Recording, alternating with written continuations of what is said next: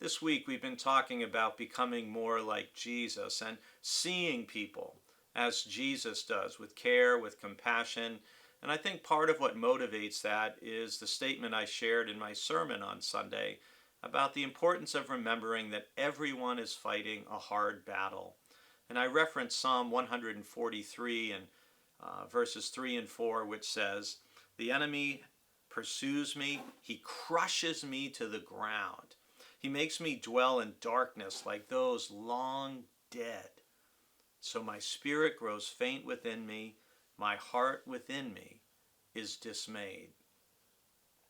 I said in my sermon that, many of us have felt that way, and I have felt that way, and some of us may feel that way even today.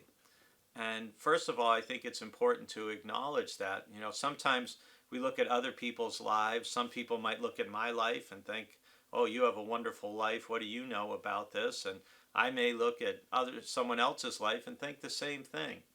All of us have struggles that we face, whether personally, in our families, things that we don't share broadly with other people, that most people know nothing about. And I think it's much healthier to go through life with a couple bedrock assumptions about people. And this is one of them, that everyone is fighting a hard battle, that everyone has challenges, everyone needs compassion, a little care, a little kindness.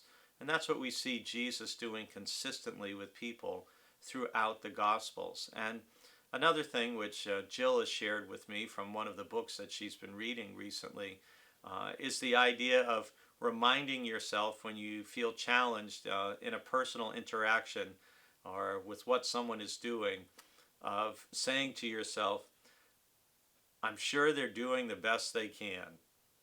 Now, I have to be honest, this doesn't always work for me. There's sometimes when I try to tell myself, "Well, she's doing the best she can," or "he's doing the best he can."